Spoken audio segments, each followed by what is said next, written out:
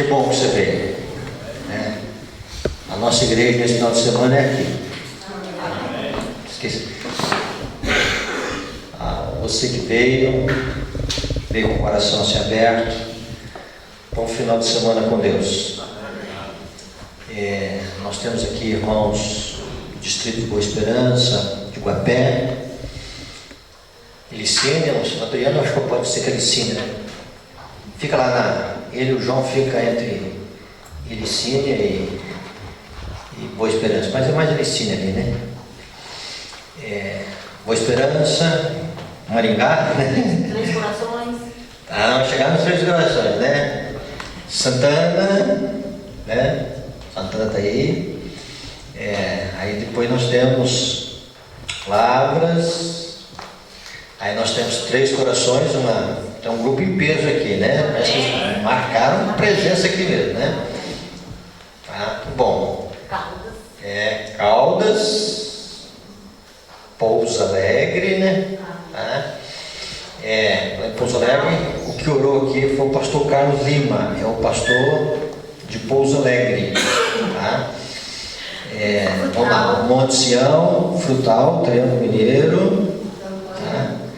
Campanha, né? A turma da Irmã Cidinha, né? Tá começando a conhecer aqui. Rio de Janeiro. Eu acho que, né? E tem faz parte da equipe, né? A irmã Selma, Petrolina, e ela está sentindo falta do frio aqui, tá? Tá bem, não frio. O pessoal aqui reclama que é calor porque nunca foram a Petrolina, né? Tá, a irmã Selma, tem aquela chupinha gostosa, foi as irmãs da Bahia, vieram. Temos aqui a esposa do pastor Jurandir, a filha Nádia, o Jobert, estão lá em Belo Horizonte, Jardim Laguna, pastor Jardim Laguna. Eu tenho certeza que ficou com o coração também desejoso de vir aqui, tá? Juruáia, né? Juruáia, tá aí também Juruáia. Tem uma turma aí, não sei se é de Resende, Nova Resende ou se é de Guaxupé. Eu acho que eles são assim, um pouco Cadê os irmãos? Vocês estão onde morando? Está no Distrito de Guaxupé agora. Está no Guaxupé, né? Mas são de Nova Resende, né? Campestre. Campestre, né, Gisela? Gisela já faz parte da casa, né? Campestre. Monte Sião. Monte Sião, falei, né? Falei Monte Sião. Aí tem ainda o Zé Guinaldo, que é Milho Verde. E aí você perguntou, onde fica o Milho Verde? Fica próximo de Campestre e próximo de Bandeira do Sul, né? E ele frequenta, às vezes, Poços de Caldas, né? É o nosso filmador aqui, né? Dá uma filmada direitinho isso aí, vai ficar bem bonito isso aí, tá? Esqueci de alguém aí? Não, né? Hein? Que perdoe, né? Borda da Mata, né? Tá lá a igreja de Borda da Mata. Saudade de Borda da Mata, né? Fomos pastor lá. Aqui é São Cristóvão, né? A igreja de São Cristóvão, Pouso Alegre. Então o grupo aqui, vocês viram assim, né? Um pouquinho aqui, um pouquinho ali, a gente forma uma família adventista, tá? No livro de Isaías, capítulo 6.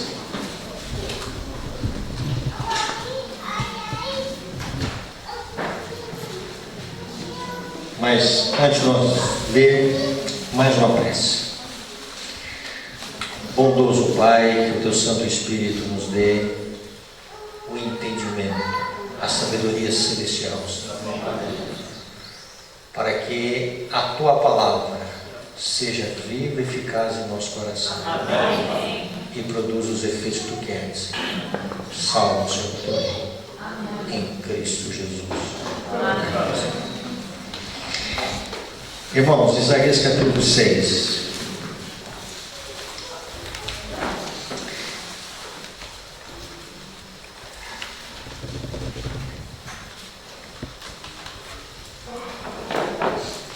O profeta Isaías, jovem, da corte real,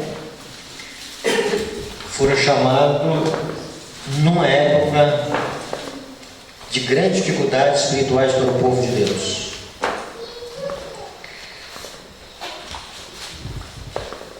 Então veja bem, no verso 1.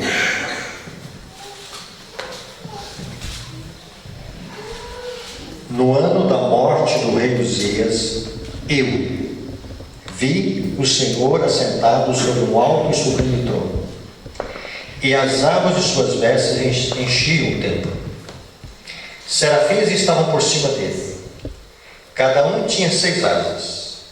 Com 2 cobriu o rosto, com 2 cobriu os pés, e com 2 voavam. E clamavam uns para os outros, dizendo: Santo, Santo, Santo é o Senhor dos exércitos. E toda a terra está cheia da sua glória. As pá de Miar se moveram à voz do que clamava, e a casa se encheu de fumaça. Então disse eu: ai de mim, estou perdido, porque sou homem de lábios impuros. Habito no meio de um povo de impuros lábios, e os meus olhos viram o Rei, o Senhor dos exércitos. Então um dos serafins voou para mim, trazendo na mão uma brasa viva que tiraram do altar com uma tenaz. Com a brasa viva tocou a minha boca e disse: eis que ela tocou os teus lábios, a tua iniquidade foi tirada e perdoado o teu pecado. Depois disso ouvi a voz do Senhor que dizia: a quem enviarei? E quem há de por nós? Disse eu: eis-me aqui, eis-me a mim. Quando você lê Isaías capítulo 6, a visão do profeta de Deus, onde nem mesmo era permitido o profeta colocar os pés, Deus deu para ele uma visão acerca do santuário, e na visão do santuário ele vê o Santíssimo. E a primeira coisa que ele vê é um trono. Interessante. No Apocalipse capítulo 4, João, quando ele tem a visão de cima do santuário, a primeira coisa que ele vê é um trono. Se nós formos Ezequiel, também o profeta, uma das coisas que Ezequiel vai ver é um trono. Um trono indica governo, autoridade, rei. Um trono indica a lei de Deus. O trono de Deus é um símbolo da sua santa lei.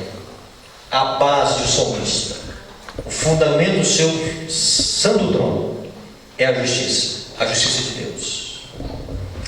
E o profeta vê ali um trono, ali está o Senhor assentado no trono, e não só ele vê um trono alto e sublime, como também ele vê serafins, os anjos que estão mais próximos de Deus, serafins e querubins. Os serafins são guardas que estão ali em volta do trono de Deus, que velam pelo trono de Deus, pela presença de Deus. Os querubins são enviados aqui na terra para levar as necessidades humanas e ter as respostas de Deus para os conflitos e dilemas humanos. E os serafins, eles estão ali cantando. E o cântico dos serafins é como? Santo, Santo, Santo é o Senhor dos exércitos. Santidade é a nota tônica do coro angelical dos serafins. Com 6 asas, não é assim que diz a palavra de Deus? Eles estão ali louvando a Deus.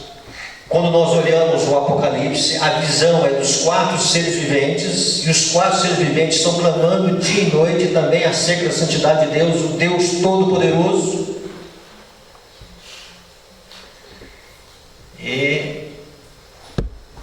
mais próximo de Deus, maior é a apreciação pelo coro angelical, os guardas de Deus, pela santidade de Deus. Aliás, a soma dos atributos de Deus é a sua santidade. E quando se fala em santidade, nós podemos ter algumas definições. Santidade é harmonia com a lei de Deus. Santidade é obediência à lei de Deus. E quando se fala na santidade divina, está se falando também do caráter de Deus. Deus é santo. O Pai é santo. O Filho é santo. A terceira pessoa da divindade é santa. O local onde Deus está, onde faz a sua morada, o santuário celestial, é um lugar santo. E aqueles que vão habitar no novo céu, na nova terra, devem ser santos. Sem santidade, ninguém verá o Senhor. Por outro lado, nós começamos a olhar o cântico dos serafins. E o que os serafins estão cantando? Santo, santo é o Senhor dos exércitos. O que mais? Toda terra está cheia da glória de Deus. Eles estão cantando um cântico profético que ainda não se cumpriu. Tal cântico vai se cumprir nos nossos dias. E por falar nos nossos dias, toda vez que você abrir Isaías 6, e aí você reporte a imagem de um texto esboçado no profético, onde a mensageira do Senhor vai dizer: a visão de Isaías é uma visão representativa do povo de Deus nos últimos dias. É uma visão para você, é uma visão para você e é uma visão para mim. Aquilo que aconteceu na história de Isaías é um tipo daquilo que Deus fará com o seu povo nos últimos dias. Então nós estamos num momento em que Deus vai se cumprir um cântico que foi entoado aí os exegetas aí, os historicistas da palavra de Deus, mais de 2.500 anos atrás, né? Deus deu essa visão desse cântico para Isaías, e agora veja bem, nos nossos dias ver-se-á o cumprimento da profecia. Como? Apocalipse 18, verso 1. Vi descer do céu o outro anjo, e toda a terra foi iluminada com a glória de Deus. E talvez nós começamos a perguntar aqui nessa noite: o que falta então para que toda essa terra seja cheia da glória de Deus? Ainda no livro de Isaías, a gente começa a ver algumas coisas do propósito de Deus. Isaías 40, como é que Deus está desejoso que essa glória se manifeste. Isaías 40, verso 3: Vós do que clama no deserto, preparai o caminho do Senhor, endireitai no ermo vereda ao nosso Deus. Todo o vale será aterrado e nivelados, todos os montes e outeiros, e o que é tortuoso será retificado, e os lugares escabrosos aplanados. E o que vai acontecer? A glória do Senhor se manifestará. Quando a glória do Senhor se manifestar, cumpre-se aquilo que os serafins entoaram há mais de 2.500 anos atrás. Deus vai manifestar a sua glória, e quando Deus manifestar a sua glória, toda a carne haverá. Se a gente fizer um link com isso aí, com Lucas descrevendo Isaías 40 sobre a obra de João Batista, vai dizer lá o que? Quando Deus se manifestar a sua glória, toda a carne verá a salvação de Deus. Isso não quer dizer que todos vão ser salvos, mas todos terão a oportunidade de enxergar a ação salvífica de Deus numa esfera jamais vista na humanidade. Então, que tempo que nós estamos vivendo? Quando se fala da visão de Isaías, se ela é representativa para os últimos dias, ela é uma visão para aqueles que professam a fé na mensagem do terceiro anjo. E quem são aqueles que professam a fé na mensagem do terceiro anjo? Somos nós, adventistas. São aqueles que estão tendo a visão do santuário celestial, e dentro do santuário celestial estão tendo a visão ali da lei de Deus, estão tendo ali a visão da santidade do sábado, estão tendo ali a visão do juízo investigativo, estão vendo ali a questão dos mortos de uma forma correta, estão vendo ali os propósitos de Deus, que diz respeito também à reforma de saúde. Então, são aqueles que professam a fé na mensagem do terceiro anjo. São estes, diz a palavra de Deus, que como Isaías, ver-se-á uma visão de Deus, como nunca foi vista. Quando nós voltamos ao texto de Isaías capítulo 6, depois que Isaías tem o privilégio, até onde Deus vai permitir o profeta ver com os olhos de um mortal, Isaías então, ele vai dizer no verso 5: então disse eu, ai de mim, estou perdido, porque sou homem de lábios impuros, habito no meio de um povo de impuros lábios, e os meus olhos viram o Rei, o Senhor dos Exércitos. Quanto maior a visão que nós tivermos de Deus, quanto maior a visão que nós tivermos de Cristo Jesus, quanto mais os nossos olhos demorarem na pessoa de Cristo, maior vai ser o entendimento humano à luz de Deus, de quão santo Deus é. Por que o pecado em algum momento é prazeroso para nós? Falta da visão de Deus, da visão da santidade de Deus. Quanto mais nós olharmos para a luz divina,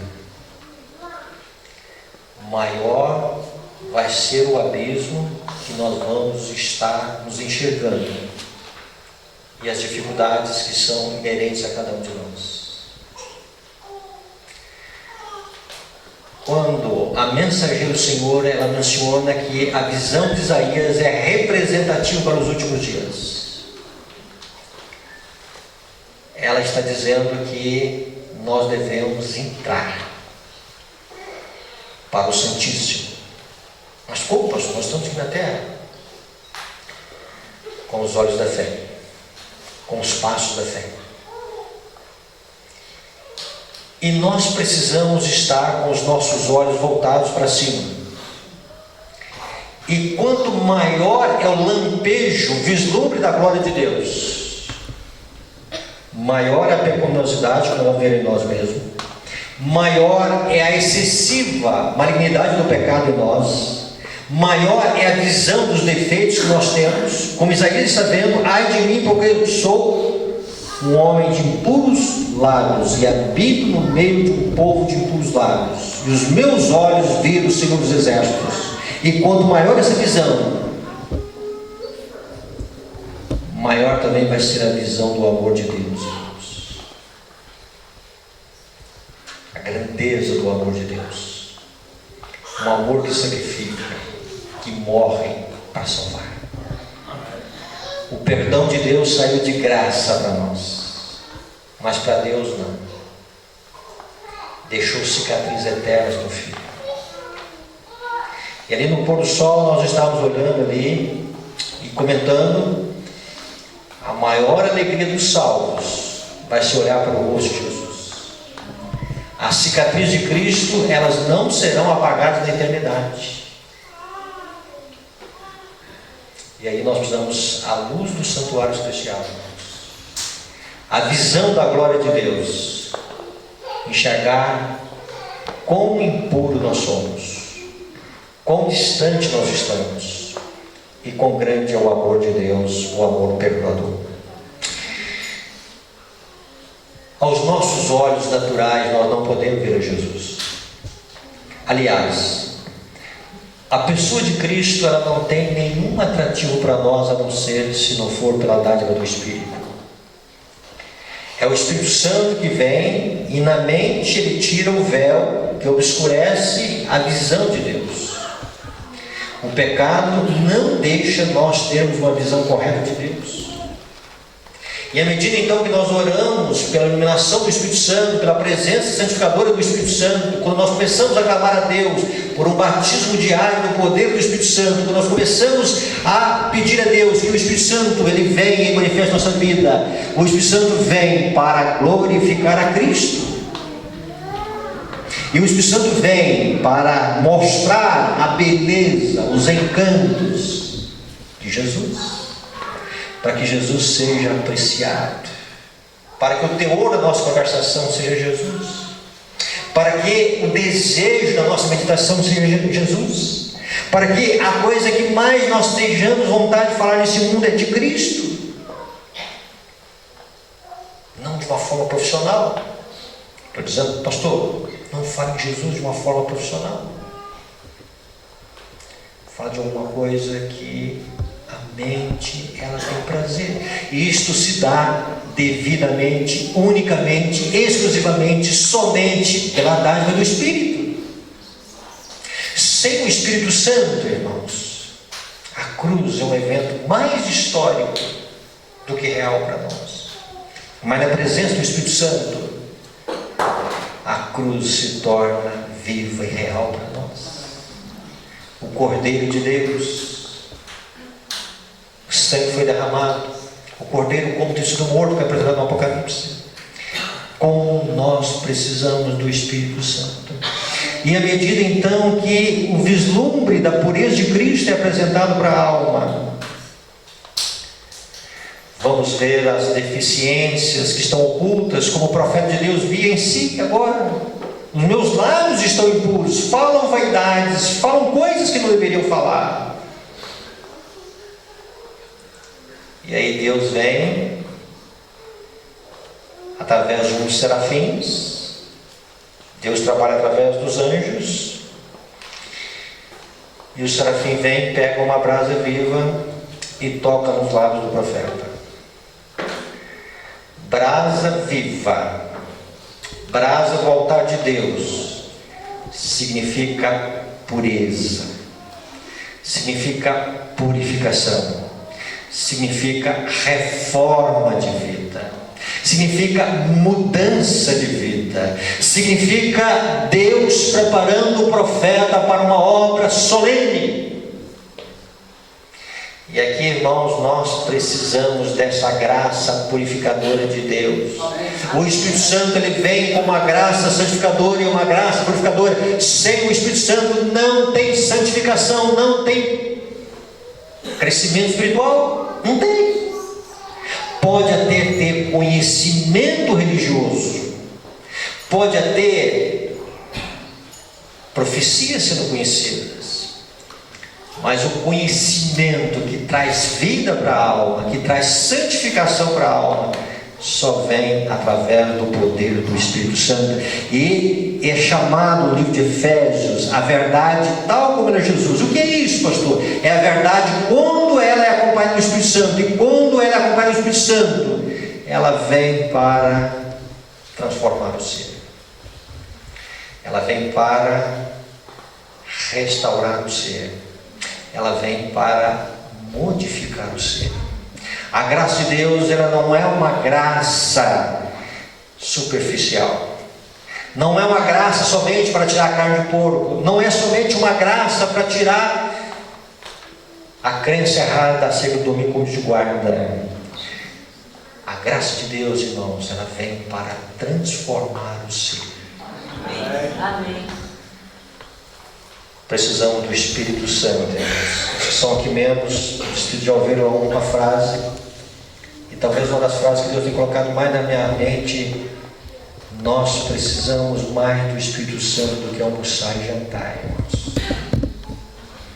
Sem o Espírito Santo nós não vamos a lugar nenhum. Sem o Espírito Santo nós não vamos conseguir entrar pela fé no santuário celestial. Sem o Espírito Santo nós não vamos ver os encantos de Cristo. Sem o Espírito Santo o pecado não é aborrecido. Sem o Espírito Santo não tem vida cristã, tem vida religiosa. Precisamos, irmãos, de um aprofundar nessa comunhão.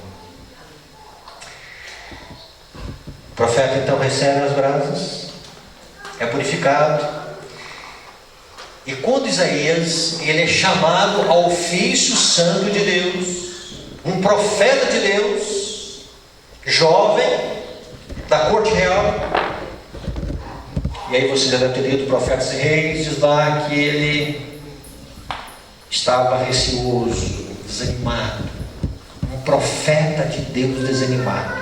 Assim era Isaías. Será que tem conselho para o povo de Deus? E naquela visão ali do santuário, e Deus agora coloca o seguinte: Isaías, a quem nós vamos enviar? Não tem a igreja, irmãos. Tem que fazer trabalho missionário. Não é isto. Na visão da santidade de Deus, irmãos, Isaías, Senhor, estou aqui. Pode me enviar, Senhor. Se é para salvar, se eu posso ser um instrumento em tuas mãos, Senhor, eu quero ajudar na salvação. Irmãos, nós estamos aqui diante de um final de semana. Vamos nos alegrar, reviver aquelas amizades, mas não vamos perder de vista. Nós precisamos ter um encontro com Deus aqui. Amém. E nós vamos começar a clamar. Nós precisamos começar a orar, para que o Espírito Santo fale no nosso coração, para que Ele fale na nossa alma, para que nós estejamos nessa visão de Isaías.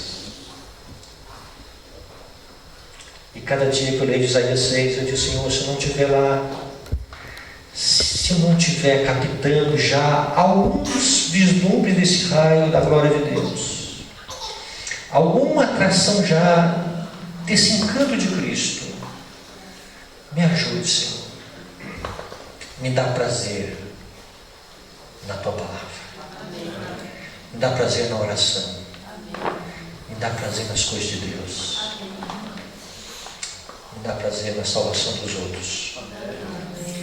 Me dá prazer, Senhor, em entender o Teu grande propósito. A gente já começa a visualizar os 144 minutos. Alguém mandou uma mensagem para mim quinta-feira e disse: pastor, eu não posso estar aí. Eu sei que o coração dele queria estar aqui. E ele diz: pastor, Deus está chamando um povo. Aí eu respondi para ele: sim, Deus está definindo um povo. E uma das coisas que Deus define esse povo é um povo que quer subir. Sim, na volta de Jesus. Vamos pensar na volta de Jesus um pouquinho mais adiante. É um povo que quer subir para o alto. Guarde bem essa expressão, irmãos. Estupefacia. A mensagem do terceiro anjo está levando o povo cada vez mais para cima. Amém. Está subindo. Pastor, não estou vendo. Precisamos de olhos da fé. Um povo que está perdendo cada dia mais o encanto aqui na terra. Está olhando aqui para o que tem, tem família, tem trabalho, mas tá, os atrativos estão perdendo. Na medida em que o Espírito Santo ele coloca a mente, nos ajuda a colocar a mente para o Santíssimo Celestial, e colocar a mente no Santíssimo é colocar a mente em Cristo, o autor e consumador de nossa fé, é colocar a mente no sumo sacerdote, naquele que em tudo foi tentado, mas sem pecado, imaculado, santo, puro. Assim é Jesus. E Ele é poderoso para socorrer aqueles que são tentados.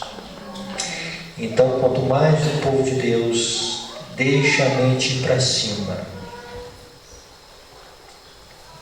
maior é a visão dos encantos de Cristo. E o brilho deste mundo começa a perder para os olhos carnais. E o Espírito Santo não vai cessar, irmãos. Se o coração deixar Deus trabalhar, Ele não vai cessar a obra enquanto o desejo da alma não for ver cada dia mais da pessoa, dos encantos inabaláveis de Jesus. Não faremos uma oração presunçosa, mas uma oração daquele que contempla, daquele que admira, daquele que olha, e o desejo é ver mais. E o Espírito Santo vai apresentando esses atrativos para a mente. É nesse sentido que a mensagem do terceiro anjo está levando um povo mais para cima, cada vez mais para cima.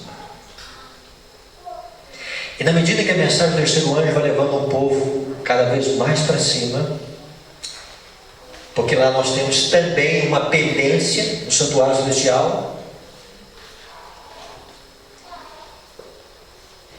diz ela ainda, a cada passo nós vamos ser provados. A cada degrau que nós subimos, também existe uma prova. Por que uma prova? Se tem uma coisa que as trevas não querem, é que o povo de Deus tenha uma visão do Santíssimo. Que a mente esteja ofuscada do lugar santo, santíssimo. Porque onde está Jesus? E passe o tempo do juízo, e o tempo foi gasto com frivolidades, ou coisas reais e vitais, mas que sobressaíram as espirituais. E quando o povo começa a gostar do santuário celestial, irmãos, e entender a obra do santuário celestial, é a mensagem do terceiro anjo levando o povo para cima. E a visão de Isaías vai ser a nossa visão. Os 144.000 serão aqueles que vão estar vivos no tempo de angústia. Vamos entrar um pouquinho nisso amanhã. Mas a definição deles já começa a acontecer hoje. Deus já começa a preparar um povo para o momento final. Conversei com algumas pessoas aqui, tenho conversado com alguns amigos, alguns encontros nós temos feito fora daqui, até em outros estados, e uma coisa a gente começa a perceber: como Deus está chamando o seu povo para cima, como Deus está despertando o seu povo. como Deus está chamando-nos para nós vivermos uma vida santa. Porque este é o cântico dos serafins. É a base do trono de Deus.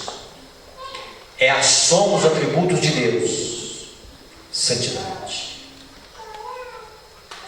Que nós possamos entender isso, irmãos. E quem define santidade é o Espírito Santo. Eu não tenho condições de definir santidade. Quem vai definir nossa vida é o Espírito Santo. Quando ele apresenta o Santo de Deus, Cristo Jesus, para nós. É a maior definição de santidade. Cristo Jesus. O Pai é santo, o Filho é santo, o Espírito Santo é santo, a divindade é santa. As três pessoas. Deus é santo.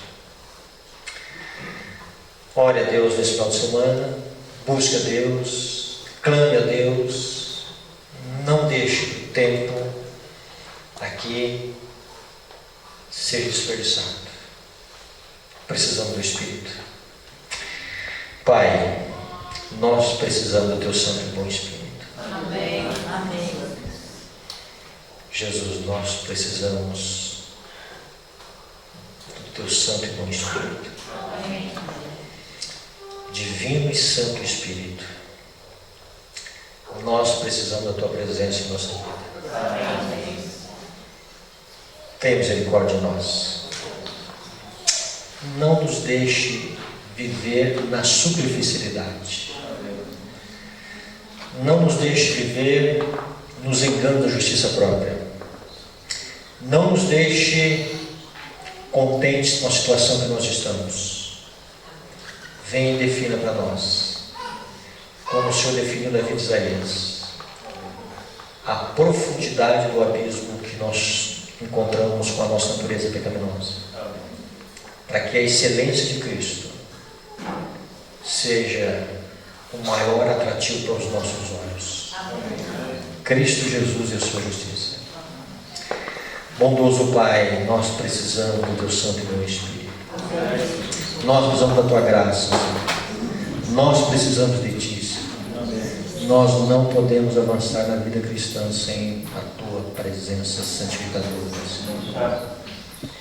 Que nós possamos experimentar uma conversão mais aprofundada, Senhor. Que nós possamos experimentar uma renovação de vida cada vez mais, Senhor. Bondoso Pai, nós chegamos aqui com os nossos defeitos de caráter, com aquilo, Senhor, que não pertence a Ti, e que não foram coisas que o Senhor colocou em nossa vida. Mas nós estamos ouvindo nessa noite que o Senhor tem o poder de tirar, purificar, com a brasa viva do Teu altar. Santifica os nossos lábios, Senhor. Santifica o nosso coração, Senhor, para que nós possamos dizer palavras puras, Senhor. Temos dificuldades. Pai, ajude-nos, Senhor. Que a Tua graça faça presente na vida dos Teus filhos aqui nesse momento. Cada um, Senhor. Se o Senhor achar que qualquer orador aqui, Senhor, está com alguma projeção pessoal, e o Senhor tirar de cena, que tire o pastor Jorge, mas que o Senhor fale aos corações, Senhor. Para que o Senhor fale a nossa vida, que nós tenhamos alegria, Senhor, em pertencer a Ti. Amém. Salva-nos, Senhor, no nome santo de Jesus. Amém. No Seu poder, Senhor, na Sua graça, Amém. por Cristo Jesus. Amém. Amém, Senhor. Amém.